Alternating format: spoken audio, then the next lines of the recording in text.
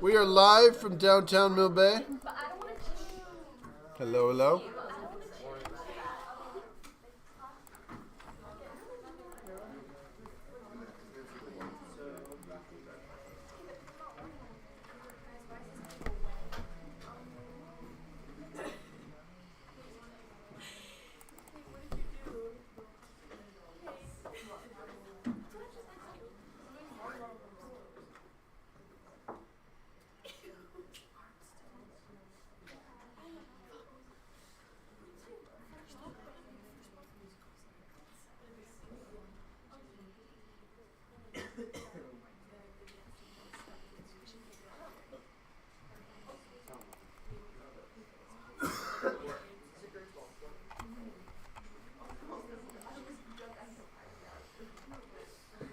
Archie, what are you reading?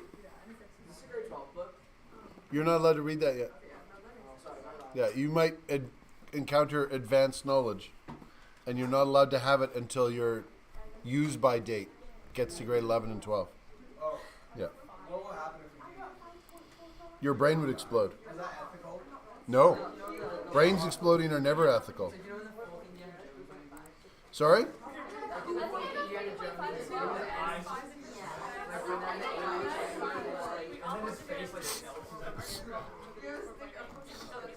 We should see a show, to be honest. That's in the first one. No, in the fourth one, like the lady, and she learns all the knowledge of the world in her brain experience. I mean, it's the only reason that I survived grade 7.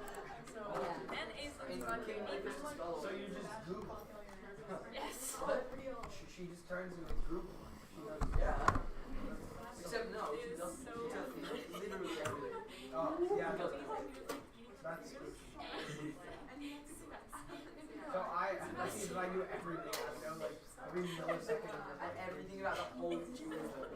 Yeah, no, that's kind of how I feel. Parts of my head explode. There's a panel in a things on there where the lady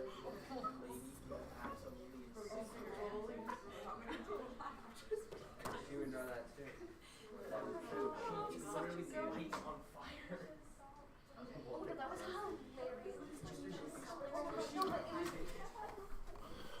Okay, I'm about to do attendance.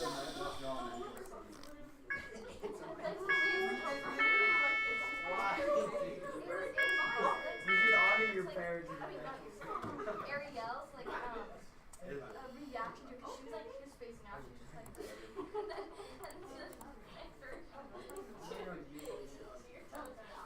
it's so funny. We were inside. Okay, Timmy. Timmy? There you are. Did you used to sit over there? Yeah, he got I'm confused. Ben? Lily? Here. Archie? Zoe? Yeah. Lisa? Yeah. Felix? Felix. What? Laptops away. You don't need your laptops out. But I'm watching Star Wars. Exactly. Zane? Yeah. Casey? Casey? Here. Where's Casey? Back here. There you are. Thank you. Annabelle? Clara? Clara. There you are. William K. Alejandra. Kate. Kate M. Okay. And who was the other Kate? Kate W. Okay. Oh, there you are. Okay. Violet. Here. Naomi. Brandon. Hugo. Parker. And Had. Not here. You went to the health center. Yeah. Kieran. Not here. Anderson. And Thomas. Okay. Fix attendance. So I need.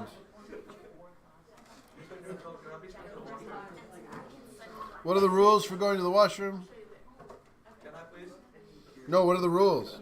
Oh, you can just get up and leave, right? Yeah, just don't be gone too long. Because it disturbs my flow.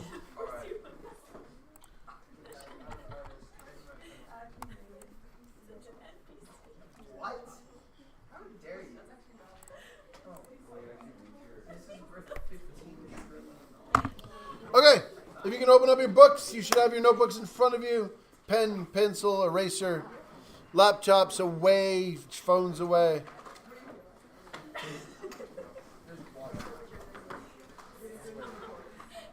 Notebooks out.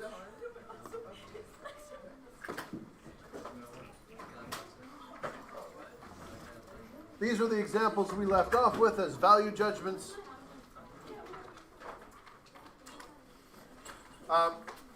We had gone with the level that some of them are surface level and some of them are mental state.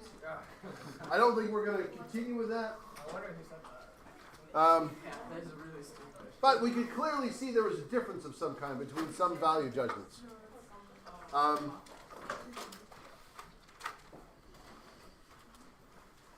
I don't deserve to be flunked is an interesting one. You can work really hard, and we do have an idea that working hard deserves merit in our society. On the other hand, someday, I'm going to need a new heart. And the doctor who operates me, I do not want to be a doctor who said, you know, I was given an A in Biology 12 because I was in rowing, and I was in the musical, and I missed so many classes, and I worked so hard. I failed the exam, but they decided to give me an A anyway. Knowing things at some point is actually going to make a difference too. We have to walk that line. Yes, question? I wasn't here last class. Oh, I'll go over the quiz stuff in a moment as well. There was a whole bunch of you that weren't here. Now, I might as well do it now. If you weren't here, you now have an assignment. So,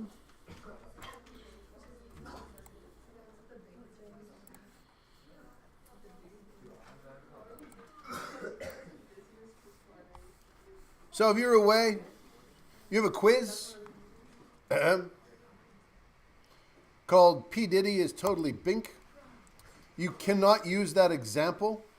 Write two statements that sound the same, but one is clearly objective and one is clearly subjective. And then below them, explain what language makes them subjective or objective in each case. So the explanation I am looking for in addition to the two examples.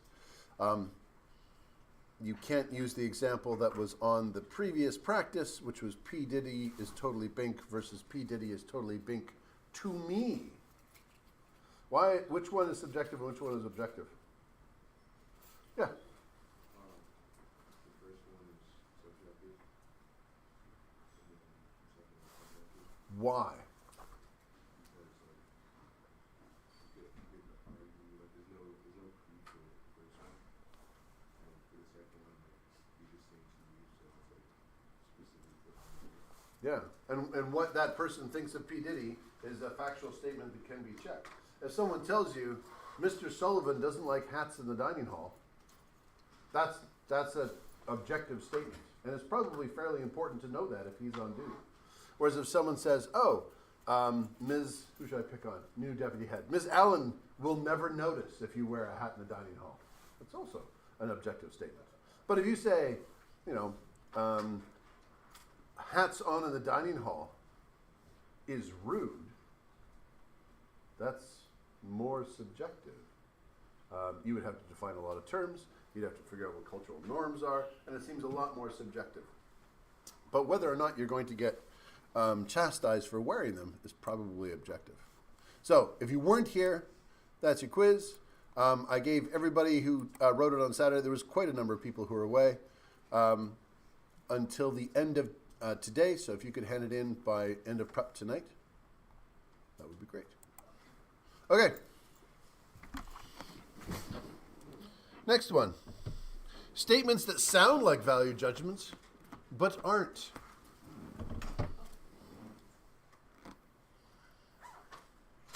Susan cheated on the final. Even worse, it was an ethics exam. Terrible. Why is that not a value judgment? It sounds like a value judgment to me. Yes. It's a fact. Like, It's just a fact. shit. If you interpret a fact as being a value, then you're interpreting the fact to be as a value. It's still a fact. Susan cheated on the final, and she's a bad person, might have more of a value judgment in there, especially the latter part. But she just cheated on the final. I did have a student who cheated on a biology exam. I was doing a key up at the front, and as I was making up the key, it was a multiple choice section. I had to get up and help someone. And then when I sat down, when I came back, I finished it, and then I was marking the exams. I had made 3 mistakes on the key, and one student had the exact thing that I had, like the same 3 mistakes. I was like, that's kind of weird, but also they may have just made the same mistake I was doing. So the next time we did the exam, I made a key exactly the same, except instead of picking the best answer, I picked the second best answer for every question.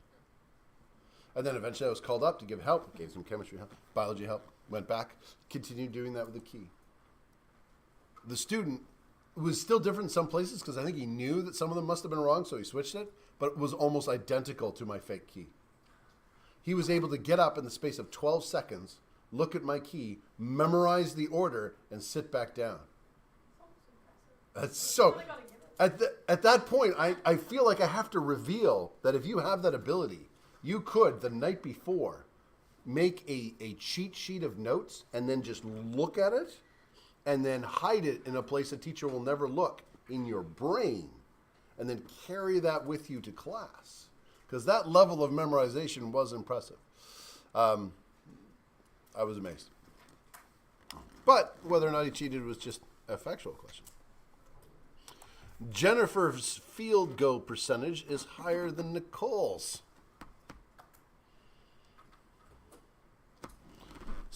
These are all similar. The premier lied to the investigative committee. Justin Trudeau has a dreamy chin. These are just factual statements that no one would object to. Everybody's in agreement? Which one would you disagree with? Justin Trudeau has a dreamy chin. I will prove to you. Here is Justin Trudeau. Back when he was a snowboard instructor in Whistler. And now you learned that our Prime Minister was a snowboard instructor in Whistler. Dreamy chin. I mean, I'm married, but I would date him with that chin. That's amazing. Yes. So all of these are not value judgments and they're all facts. Yep. What's a value judgment? What's a value judgment? So, what is the difference between these and those? So, I spend too much time on TikTok. Why is that not just a factual statement? Yes. Because like too much time is kind of objective. Or objective. No, subjective. Yeah. Because it's like you may say 3 hours is not that much time, or like 3 hours is way too much. It's all just based on someone's opinion, how much time they have. Yeah. How could you change that sentence to be objective? A lot. You could say Mr. Newfie spends time on Mr. TikTok. Newfie spends 3 hours and 47 minutes on TikTok. Yeah. You can give an actual percentage. I think TikTok records it. You can go into the settings and it'll tell you how much time you spend per week on it. It'll also has a setting so you can put a time limit on it. So when you go, it'll say hey, you can't use it anymore. They bury it in there, but it is there. Side stroke is superior to the crawl. Why is that not just a factual statement? But why is it an opinion as opposed, how could you change that to not an opinion, but almost the same? Well, you did say it was opinion, so you did answer so there and then there. I guess the side stroke has some better qualities compared to the crawl, or? I think you're absolutely on the right track. The problem, not really, kind of the problem is that you change superior to better qualities, which is kind of what superior means. You're on the right track, I think. Yep. Like more efficient. More efficient. Ooh, very close to the right Track. Sorry. I do tell you all to put away your phone, and then I keep mine out, and that seems, especially in an ethics class, wrong. Just so you're aware, for the reason why I do that, one of my children has a metabolic disorder, and if something goes wrong, we have to get him to the hospital in a very short amount of time. Almost never is it anything to do with that. Usually it's someone texting me to say, so-and-so is not in class. And I don't care because I'm teaching right now, but I'm a house parent. But I have to keep it on me and around just in case we have to run away, and that has to happen. I'm going to put it over there since that's literally why I'm getting texted right now. So-and-so is not in class. More efficient is very good. What do you mean by more efficient? Like maybe it's easy to do, or like. Wait, is this swimming? Yes, it is swimming. Oh, like faster. Faster. The side stroke leads for shorter times, or is a faster swing. That would all of a sudden become factual. You could compare results. Yep. That's what you're going to say? Is it like, also like, in my personal opinion, I feel that the side stroke is superior to the draw? That just became objective because now it's still an opinion, but now we know something about you, and that's the part that's objective. Not that the side stroke is superior, but that's your opinion is the objective part. Yeah. So you can do all of these. You should honor your parents. You should honor your parents so they're more likely to pay for your university education. This one seems, but this one also had some sort of qualitative difference. We're not quite sure yet. Mental state. Whereas these are just straight facts. So Mr. Neufeld spends 87 hours a week on TikTok. Double that of a full-time job. That may sound like a value judgment. People may take it as a value judgment, but it is just a factual statement. Susan cheated on the final. Jennifer's field goal percentage is higher than Nicole's. The premier lied to investigative committee. I guess we could not include that one.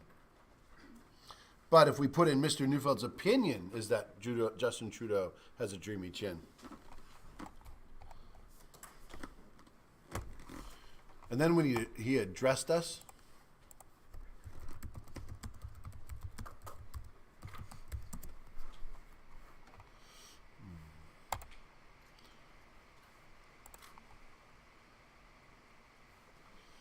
during the pandemic, he hit his chin. I was very disappointed. He came out and told all Canadians they were being very naughty. I don't know if you recall that, it was a few years ago, but in the middle, people weren't obeying the guidelines, and he's like, look, people are getting sick, stop doing that. And we're like, okay. And then some of us formed a convoy. It's been a mess ever since. Okay, new notes. Subjective judgment, true if you think it's true.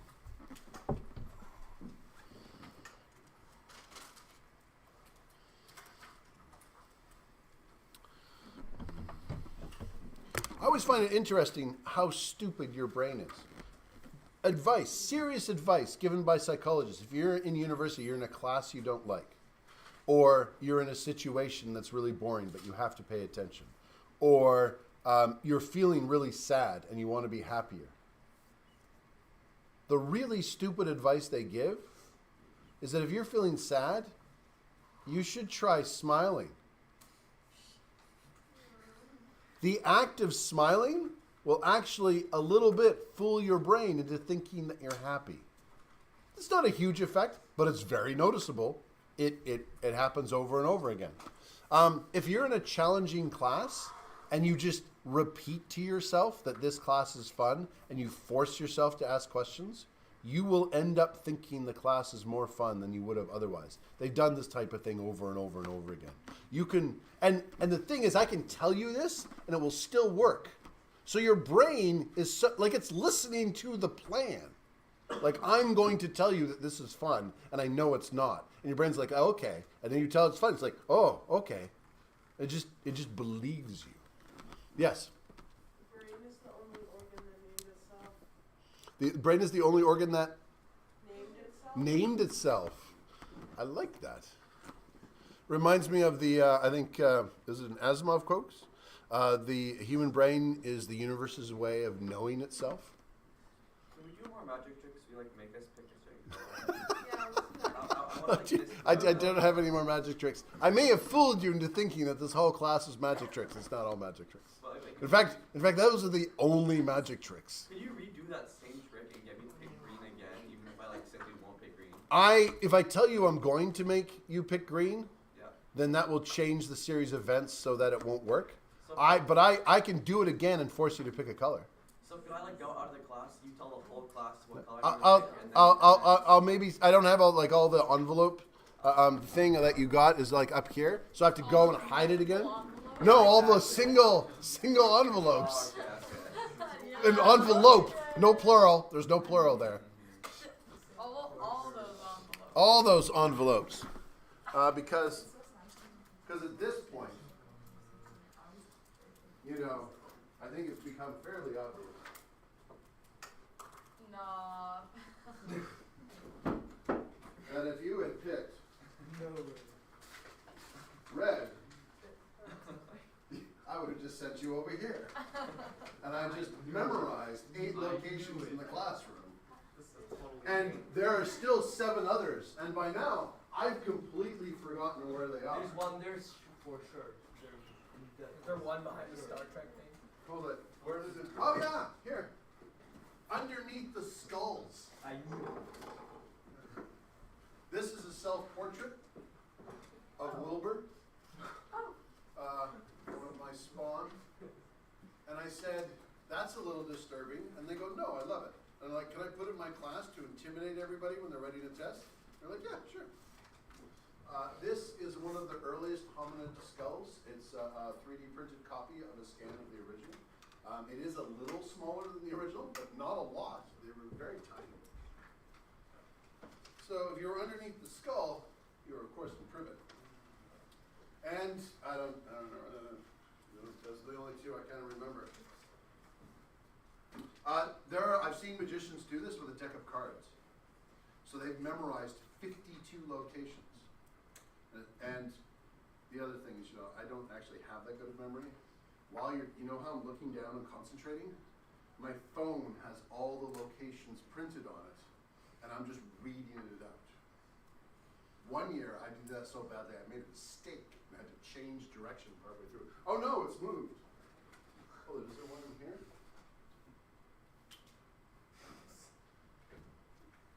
It's all right. The positive space has one. Who did I think the positive space was?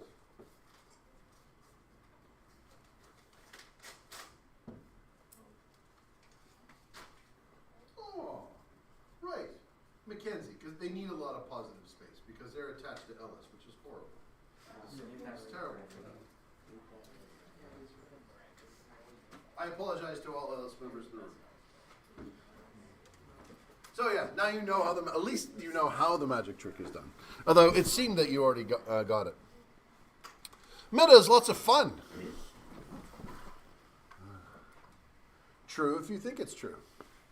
So subjective judgments, I've sometimes been, students have said, oh, they're things that aren't true. Well, no, they can definitely be true. In fact, they can become true if you decide to believe in them, like Santa Claus.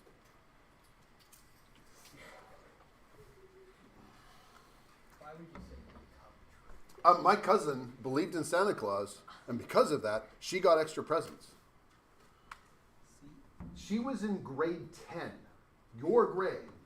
We're like older, so like grade 12, and she comes over, and her parents are like, she's visiting our house for Christmas, and her parents are going on like she believes in Santa Claus. And we're like, there's no way. There's no way she still believes in Santa Claus. We don't believe this.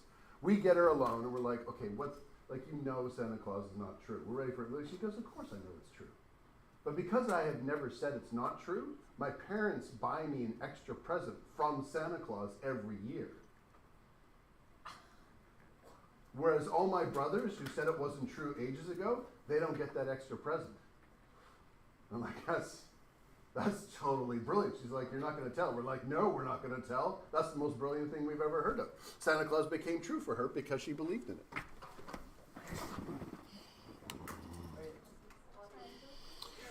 Trump president was best president and shall always be so. I define best president as the most entertaining president. And as far as I can tell from people online, he's still the president. I mean, Joe Biden does a pretty good job at keeping people laughing, too. Yeah. Well, no. He's not the real president. The military's in control and have kept Trump in power, and Joe Biden is just a puppet for the Trump power. I've heard that by a letter of the alphabet. Now, are there any value judgments you can think of that aren't subjective? An objective value judgment. So value judgment's like a judgment that you think is true, right? Well, these ones certainly.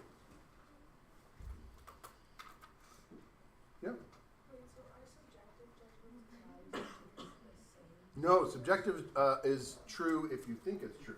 Value judgment is you're making a quality thing. What are some objective statements? I thought there was a hand. Apparently it's just stretching. I could ask at random.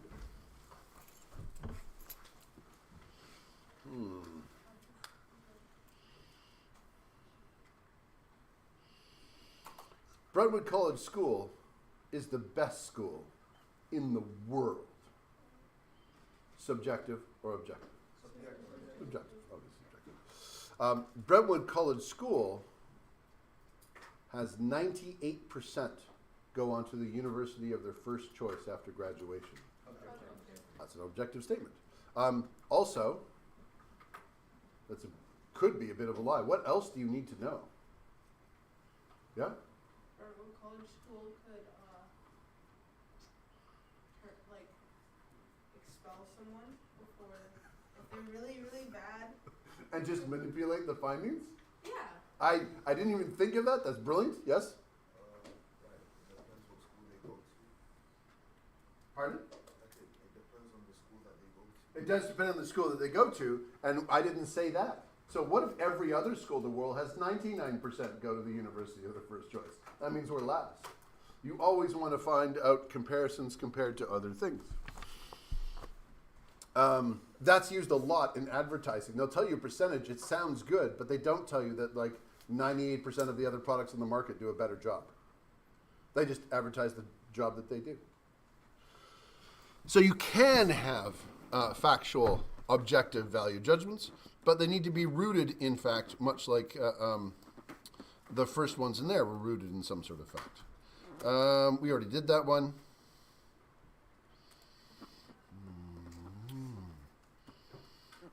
So, why are we doing all this? This is in terms of introducing the course in both the ethics section and the logic section. We're going to need to distinguish between the subjective and objective. Is this just opinion or is this just facts? And usually the first step in that identification is telling the difference between those two. Most arguments do not come crystal clear one way or the other. They'll have objective parts that probably need to be dealt with and considered, and they'll have subjective parts that are just there for coloring, or the person is angry or happy or whatever. And ignoring an issue because it is subjective ignores all the objective parts. Accepting it for the subjective parts would be equally incorrect. Yeah. Are value judgments and subjective judgments the same? No. So what's the difference between, because we just did an objective value judgment. Brentwood College School has 95% of its graduates go on to the university of their first choice. The second best school has 80% of its graduates go on to university of its first choice. Those are real statements, and if you care about that, then that would be a good objective statement. Okay. Yeah. So not all value judgments are subjective. Now, you don't need to write this down. This is just why we're doing it. We're now going to continue on, since it's been a long time. I'm going to go all the way back to here. We started this. What ethics isn't. And we've now finished that. Now, oh, hold it. Did we finish that? Now we're going to go on to the law. Yes? So are you saying that all subjective judgments are value judgments, or value judgments are not? Subjective statements may not be value judgments. They can just be subjective. Personal opinion, they may not be a value judgment at all. So what's the difference between them? So what is a subjective statement? Pardon? Something that's true when it's believed. Doesn't have to be a value judgment. It could just be something that's true when you believe it's true. Yeah. Another way of putting it is objective things are things that don't go away when you stop believing in them. Yeah. Someone once posed this. I didn't know how I felt about it at the time. I think about it on and off. Imagine there was a huge worldwide disaster. We knew it was coming. Nobody's going to survive. It's going to be like the dinosaurs, like wipes everything out. With our vast technological array, we managed to freeze some embryos. And after the disaster happens, humanity will be reborn again as children. There are robots to take care of them. But the robots, we can't program them to teach them anything. All they can do is make sure that they're fed. So these children are going to have to rediscover everything. What will they rediscover, and what will completely change? All the stuff they rediscover, probably going to be objective. All the stuff that completely changes is probably the subjective. Shakespeare would be gone. What else would be gone? What's going to reappear? There will probably still be chemistry classes. But we're probably not going to have a lot of other classes. What parts of those are going to go away and what parts are going to come? And I wrestle with some of those because art would come back, probably. Does that mean there's an objective component to art? It's not just subjective. There's an entire area. We don't do it in this class. We do ethics, but there's aesthetics, which is the objective judgment of art and art in its qualities. This is a whole area of philosophy. Okay, the law.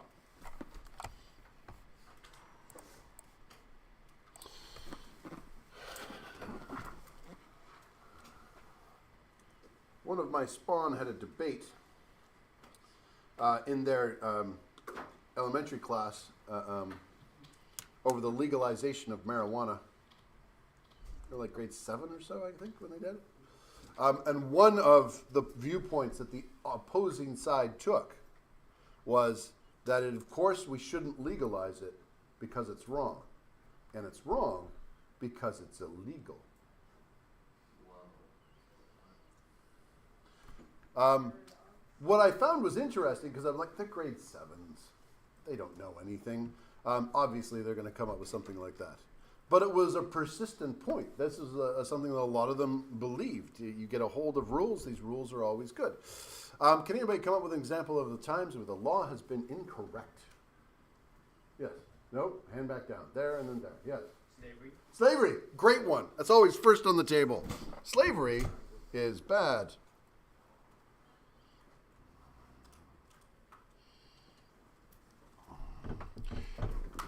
In some places in the U.S. states in which they had slavery, in some states they did, in some states they didn't. But sometimes if they found out that there were runaway slaves in that area, they would be forced to return them because they still had agreement versus property. And the laws didn't change around that for a while. Canada didn't pass any laws regarding that. We were under the dominion of the British Empire. And so when Britain outlawed it, I think in like 18-something, 33? I may be wrong. It just became true for Canada as well. There was a hand up here. Yep. Pardon? Yes, yeah, we can go, Holocaust. Because what is the problem with the law? Yes. Yep. Okay, very obscure, but at one time the U.S. didn't punish like Japanese war criminals in World War II because they wanted to buy their knowledge about illegal experiments.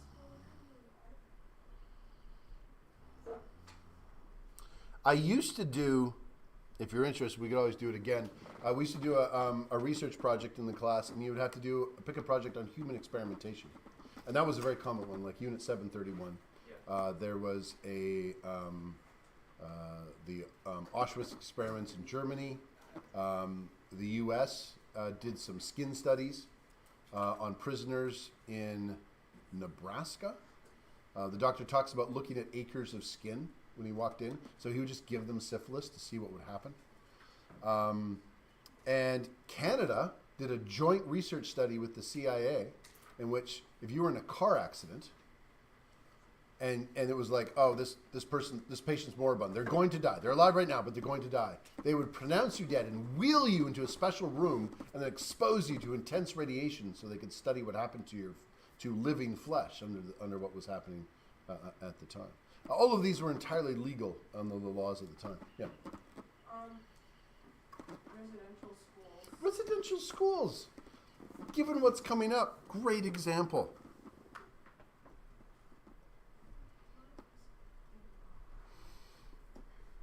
Hold on. Do we have a spot for? No, we don't have a spot. Right in the examples, somewhere in there. Up until late 70s, it was still legal. Although it really kind of died out in the 50s, but it was still going on. If you were, say, married and your spouse was supposed to be the homemaker and they were female and they disagreed with you all the time, disagreement was considered a sign of insanity. Fortunately, there was a doctor with a van, and with permission of one doctor and the husband, they could perform a procedure that would help cure the insanity. It was called an ice pick lobotomy, in which they would take a sharp instrument and just jam it into your skull there, and then sort of rub it around your frontal lobes. Your personality would change. You might not remember as much as you used to, and you'd be more difficult to do some tasks. But you argued way less. Clearly a success.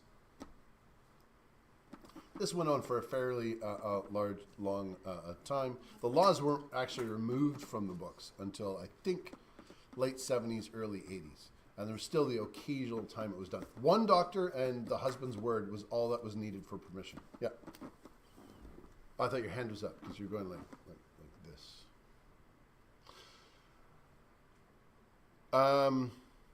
We've had examples of other legal ones. As long as you have 2 or 3 examples, and I'll discuss that one next, be useful. I remember being at, I'm the staff rep for our Omni Club, which is the local GSA. I remember being at Pro D for this, and I was in America. I was in Boston, and they were talking about Stonewall. Anybody here American? What's Stonewall? I'm not American, but Stonewall Jackson was a really... Not that Stonewall. Yeah, good one though. Nobody else knows? No Americans? Usually I have one. Stonewall happened, well, let's just research it.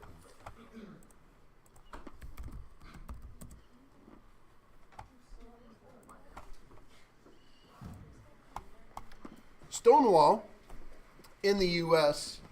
is considered the origin of all the pride parades. It was a riot. And not like, it was a riot. It was lots of fun. It was like a literal riot. The police came in. They raided a place in which gay and lesbian people were known to frequent, gay bars, hurt a lot of people, and in response, there were riots the next day. People protested, and that was kind of seen as the very first sort of pride marches and the changing of laws in the United States. And they asked me, what was Canada's Stonewall? And I'm like, Canada's always been really good. We legalized gay marriage ages ago. I don't think we've ever had anything like that. This happened in 1969. I don't know my own history because apparently I'm very Canadian.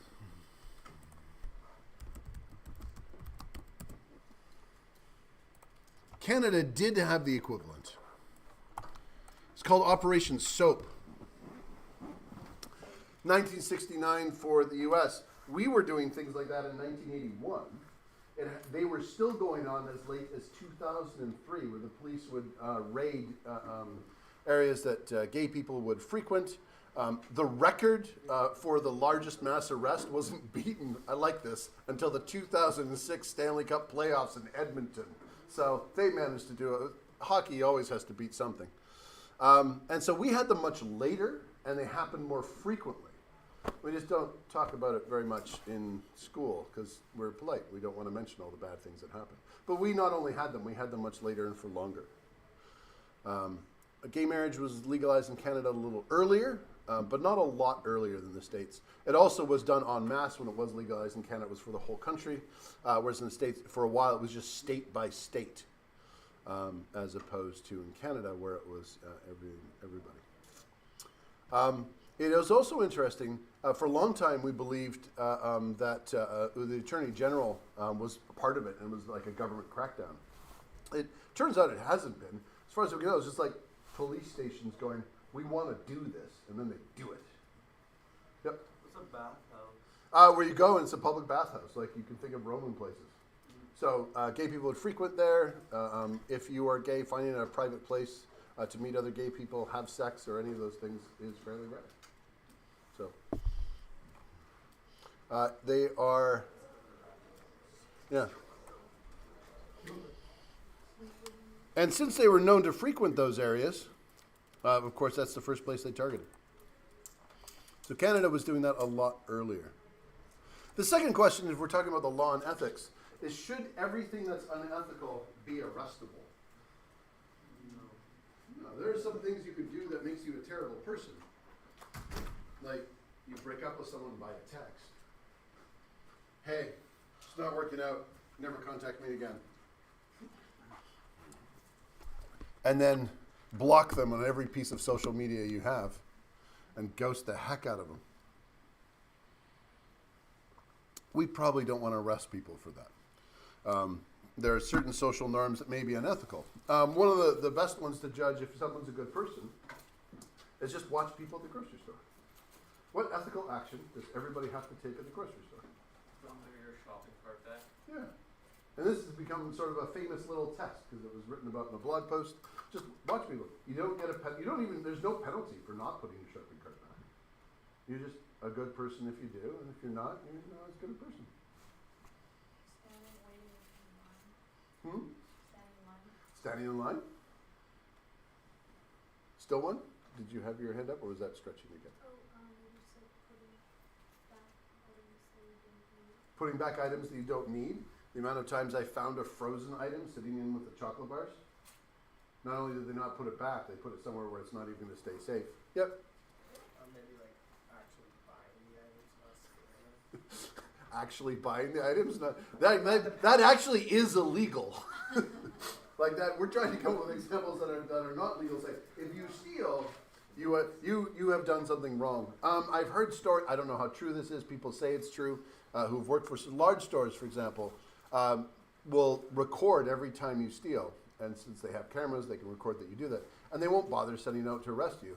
But when you've stolen the right amount of stuff, so it exceeds $1,000 or it exceeds $600 or whatever it is in your local state or province, then they send someone to arrest you because now you haven't committed a minor crime.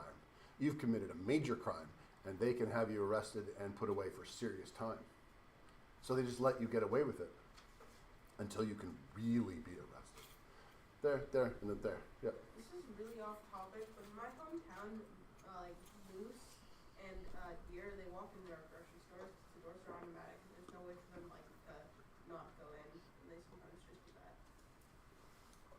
So you're saying like the moose is unethical? Yeah. Yeah, like Yeah. it's fun. It's just there eating the food. Like no. Since you brought it up, it is off topic, but can we hold animals to account for unethical behavior? What would count? No. Would be one. Now, I don't know if a deer walking into a store, or does the store have an ethical obligation to ensure wildlife doesn't enter? Yes. Yours. Another one probably would be like being bad at parking and not bothering. I'm just bad. Now, there would be outside limits where you're going to get a fine. And then there's ones that are just like you're in a store parking lot, you can't get a fine, but it's just terrible. I think it's just like a really Yep. No? Sometimes. Okay. So we can all agree that the laws are non-ethics. We would hope that our laws are ethical. We would hope that we have outlawed slavery, that we have ensured that people can live together, and that truly unethical behavior that harms people is going to be illegal. But we cannot say that it is wrong because it's illegal, or that it's right because it's legal, because the law is made by people, and unethical people can make law.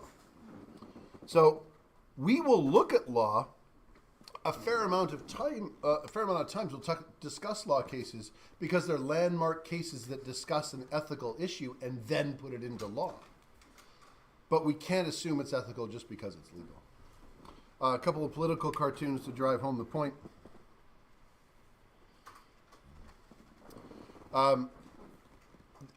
Stephen Harper, a former Prime Minister of Canada, was the ethics commissioner, was starting an investigation into Harper and some of the purchases and things that he was doing, and he threatened to fire the ethics commissioner for investigating it. If your system of government is set up such that the people investigating ethics can be fired by the people they're investigating, you might have a poor system. And it's very difficult to create a system that doesn't have that at some fundamental level. If you are breaking a crime, you may call the police. If the police are breaking the law, who do you call? More police? And so they have internal affairs. But internal affairs, Ghostbusters. I like that answer. Internal affairs are made up of police officers, and often there's a lot of collusion and collaboration we have found out in the past between them. Or they become so universally hated by the police if they're effective that they will not cooperate. Texas has a part of the judicial branch that will investigate judges for unethical behavior and impose sanctions and even remove judges from the bench if they're too unethical. One particular senator is now creating a process to remove that branch because he was once a judge and he was taken off. He doesn't like that. And they're saying, but it's illegal. And he's like, yeah, but I'm in the government. These are just laws. We can change them. We can change them at any time. Hand at the back. Just stretching. The U.S. example that's come up a lot, it's really weird that the president can just pardon people and there's no protections or provisions in that, other than the fact it can only be for federal things. He could, theoretically, while in office, pardon himself or herself, depending on who the president was, for crimes that they committed without listing necessarily what they are. We're not sure legally if that is actually true because it's never been tested. But there's no guidance on that. There's not a law there. There's no restrictions. Someone would have to make a decision. It might be a power of the President of the United States to pardon themselves in advance for any crimes that they did. And there is some precedent for that. When Nixon was, when he stepped down for office before he was impeached, he was then immediately pardoned by the vice president who became president. To bury the whole issue, not bury in a bad way, but like, we want to put this behind us and move on, was the statement that was given. So the ability to pardon yourself is built into the legal system. Yeah. Wasn't, speaking of the U.S. legal system, wasn't there that one guy during Prohibition, I forget his name, but he was like a crime boss. No, it's a different guy. Yeah. He was a lawyer, and basically, he was a lawyer, and you noticed how like all like the people were just paying, all the smugglers were paying off their bail. So he became like a smuggler, and he like made his own like doctor practice, so he could like buy whiskey and like prescript it, and then he made a transport company. And To move it? Hmm? To move it over. And then he would have like his own team intercept his own like whiskey coming to his like warehouse, and then he would sell the illegal whiskey. What's your question? Yeah, we're going on and on, but Yeah, I was getting to a point where basically he admitted to killing his own wife, and he was found not guilty, even though he admitted. Yeah. So in the end, There's a variety of statements in there. People, one of the things I would like to establish, if someone, we're going to ask a lot of odd questions. They may be long. What was the question? Yes. I will ask what the question is. Please allow the person to finish so we can figure it out. You don't need to comment on the question. Was there a question in that? Yeah, so the guy admitted to killing his own wife, but he's still. Drinks whiskey. I'm hurt. Sorry. Stop. But he was still found not guilty. How is that okay in the federal system? I have, number one, I am impressed that you think I know that many details about U.S. jurisprudence. I have no idea about that particular case. You would have to look it up and bring it to me, and then we can try and sort it out. Send me a link. Okay, next up.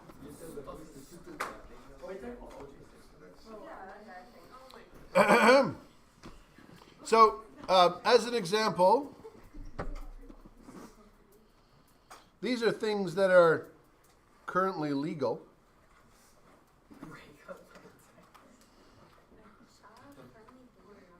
These are things that are currently illegal. Feeding the homeless? What? Since when? What? Is that What do you mean? How is feeding the homeless illegal? Drop that plate right now. Florida police arrest 90-year-old man for feeding the homeless in public. Many cities are now passing ordinance to ensure that you don't feed people who are hungry. Because people who are hungry are irritating. They like gather and like build tent homes because do you know that they don't go home? Really? Yeah, they just like sleep on the street there. And if you feed them, there might be more of them. So you could just get arrested. You can get arrested for feeding the homeless. Now, I picked this example because it had a nice picture. And it's very clearly a really, really old, sweet man. And so it makes for a great news story. But, yeah, you can get arrested for feeding the homeless. Does anybody know what's going on in this picture? This was famous a few years ago. That's a pope right there. It's not a pope. It's a Russia. That's what it's That is what is going on in that particular one. The military is coming through to disperse a crowd. And I can't remember which denomination he belongs to. He is trying to put himself in between the guns and the crowd and convince the crowd to go away before anybody gets shot. He was arrested right after that for doing that. But legal in the place in which they were. I like this one. Let's bring this to the front. Order, bring to front. When you're inclusive but still hate the poor, you may not have noticed this about park benches, but park benches will often have extra rings installed that didn't used to be there. That is specifically to annoy or that's known as hostile architecture, in which you take pieces so that they are uncomfortable for people you don't like. So now you can't sleep there, or at least you can't sleep comfortably. You have to sleep sitting up or somehow work yourself underneath the bars, where people have gotten trapped before as well. So they did, like, we want to be nice. We're going to paint it rainbow colors to show everybody how nice we are. But we're going to install these extra bars to ensure that poor people can't use them. Now, purely randomly, and I'm not saying anybody should do this, but all of them could almost be removed with an Allen key and thrown away. I wouldn't recommend doing that at all, but they can. If you see hostile architecture, you may have noticed some points in the building. You walk in, there's a little alcove. It's shielded from the rain, but it'll have all these like steel bumps in it. They're like, oh, it's pretty bad. That's to ensure homeless people can't sleep there. So they have to sleep in the rain rather than under shelter at night. Hostile architecture. Some people have begun, some businesses have begun selling little items, like you can put down a mat that actually takes the bumps out to try and actually sleep in that location so that they have somewhere to go. But businesses don't like them, and so they're building the building so they can put in pieces that they want.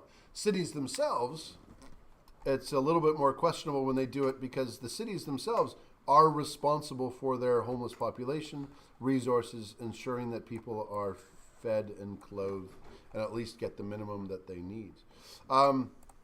False Creek in Canada, were protesting logging that was going on. There's a variety of clashing that was going there. I found it very interesting. when there was a series of TikToks made by some of the protesters there in which they showed their garbage setup. And the reason they showed that is because all over CBC News and CTV News was, look at these protesters, they're so environmental, but this is all the garbage they leave here. They just showed all this garbage being left along the road.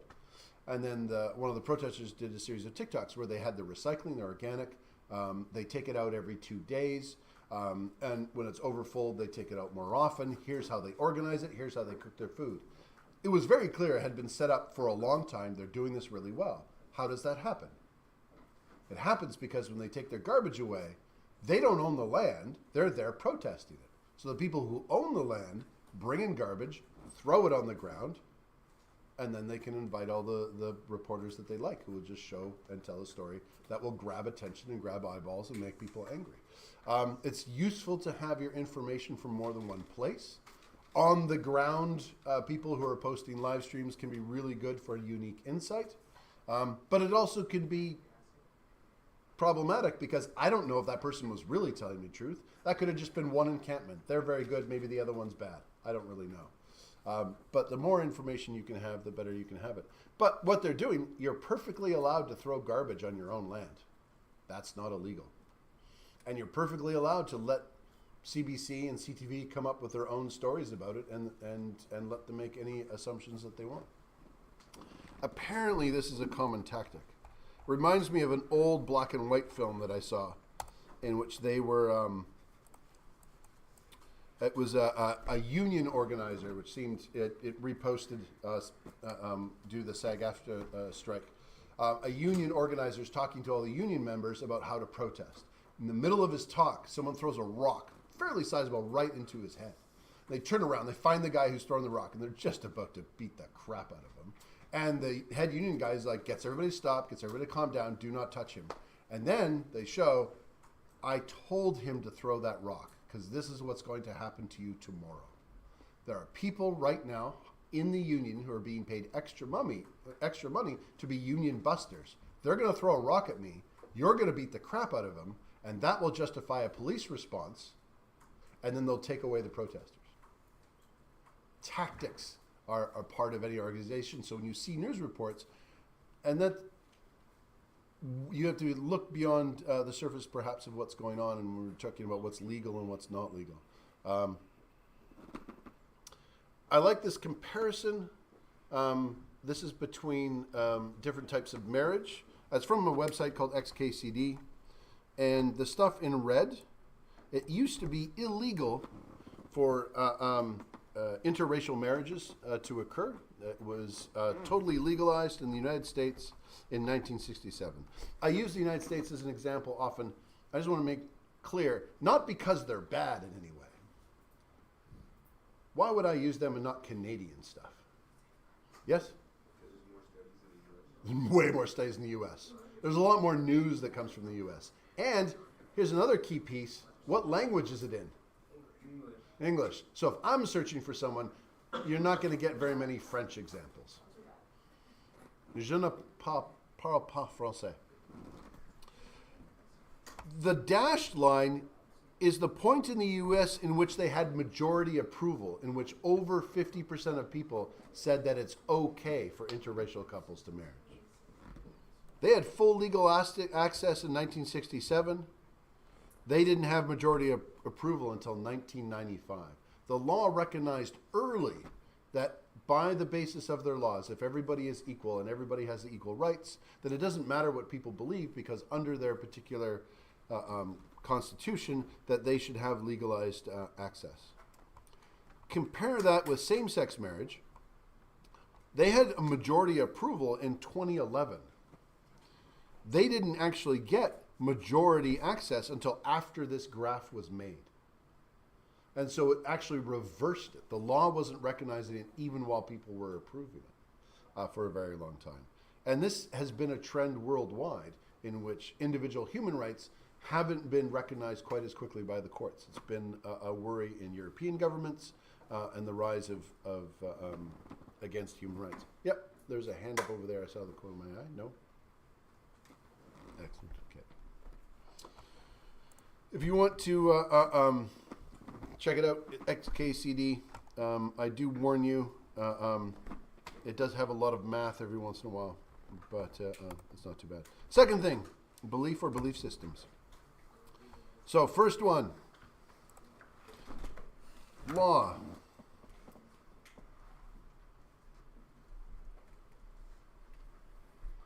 Ethics is not. Second one,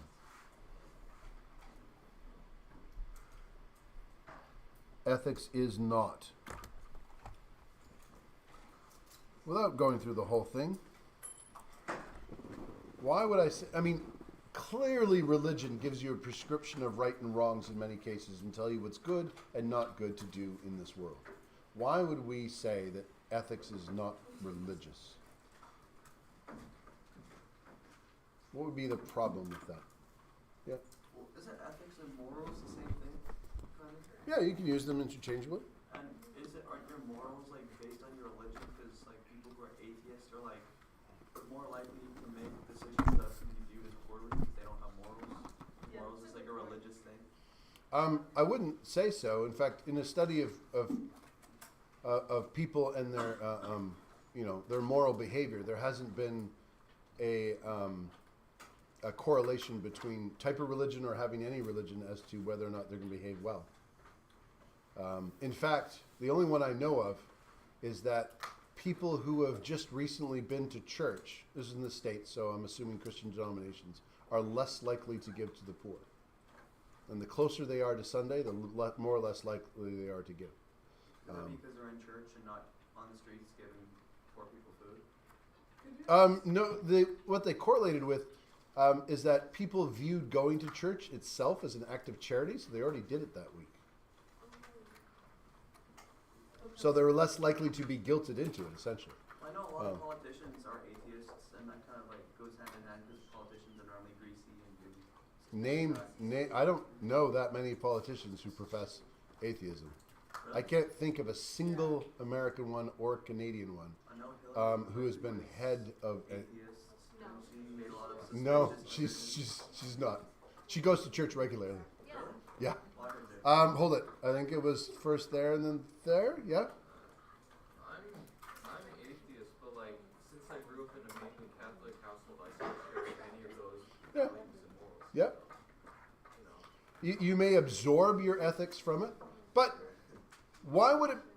I'll maybe put it more point. Yes. Like about your other points, like I think that could be linked to like the fact that like in most churches you have to like give money to like the church anyway, so. They looked at it in does whether or not they gave made a difference, because that was a key point. Maybe they already gave at church. Apparently the amount they gave had no correlation to whether or not. It was simply attendance. So if people go and don't give anything, they were just as likely as people who went and gave something. Because that's what they first like, oh, they already gave. But apparently that wasn't a correlation. Now that being said, one study in the States of one group of people is not a definition to make. I'll put it another way. I am a fervent member of the Church of the Flying Spaghetti Monster. So, next class, I say that everybody here, if you want a good grade, you all need to observe the Church of Flying Spaghetti Monster. So you need to come. Mandatory headwear is a colander on your head. So go to the dollar store, buy a colander. And then we will start every class with a joint statement praising his noodly goodness. Ramen. Yes. So you are a respectful pastafarian. Pardon? You're a respectful pastafarian. I'm a well, I don't know how respectful, but I am a pastafarian. What are the morals of the Flying Spaghetti Monster? Like how ethical is that religion? Well, first of all, the Flying Spaghetti Monster is moral because he is the source of all good. Yeah. So when you ask for the source, it is. Put it like that. Yeah. Fair enough. Wait, Megan, you have 5 minutes. What are you doing? I'm looking up the Flying Spaghetti Monster. Oh, don't look him up. He doesn't like that. It's not real? Yeah. What would be the problem with me instituting this in class? Yes. Do you have a colander on your head in your driver's license photo? I do not. No. I only recently changed. I used to be a member of the Invisible Flying Pink Unicorn. No, wasn't it a dragon? No, invisible. No, that dragon is just physically there. Gives me advice. It's not a god. Right, Right. Yeah. What are you talking about? Not basically like magic or something? No. No. No, You It's just not can't magical. see. No, I see. Magic isn't real. No, I see. Yeah. Yeah, no. chooses not to be seen. What do you? I swear you said It's that an he was ability. a magical dragon Like or something. your ability to jump isn't magical. It's just something you can do. Fair enough. Yeah. I can't argue with that. So, what would be the problem with me instituting? You have to come to class in a colony. You indoctrinate us. Pardon? Does the word exist like indoctrinate? Yeah. Indoctrinate? Yeah. But I know it's true. So What do you mean? obviously I'm tasked with telling you only truth. Then. Yeah, but it's like if I'm Christian and I tell your old people here that God exists and I can then convince them like that God exists and you have to do this, and this to follow God's path. Like, Well, you're allowed to.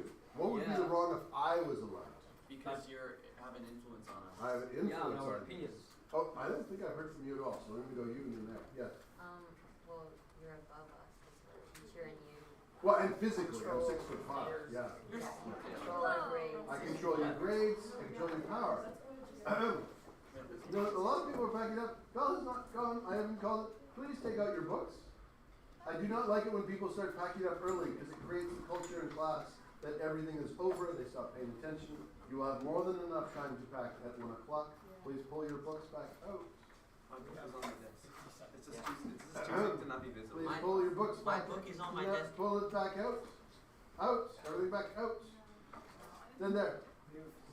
Like, not everyone may have a colander, or the house may not have enough colander. Yeah, I don't have a colander. That is true. So what I will also say is that people who can donate, we should start a fund in which we say, 10% of your tuition should go to buying colanders for the poor.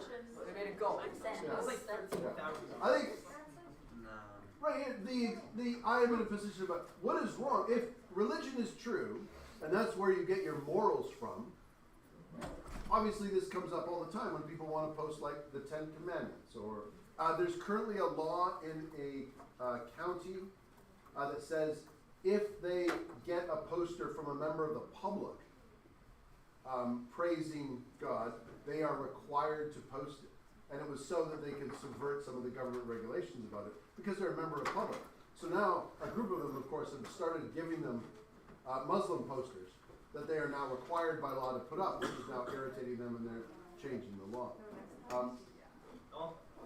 Regardless of what religion I pick, what is the fundamental ethical standard that we're upholding if we say I can't do that? That's a hard question. Well, I'm just not. I could, maybe this is the ticket out the door. We have to come up with an answer before we can leave. What's the question? Because you're forcing your beliefs onto us I and think- not allowing us to have free thought. Yeah, that's not cool. Immediately, you can't leave. Archie's got an answer right there. You know who Goes I the whole am? time. Right. Continue. So if I now Yeah. weigh that against weigh that against if religion is where you get your morals from, but we have now discovered a moral precept that goes beyond that. There has to be some sort of ethical standard that we're using beyond just the religion. There must be a way that we can come up with a series of rules that anybody should follow regardless of religion.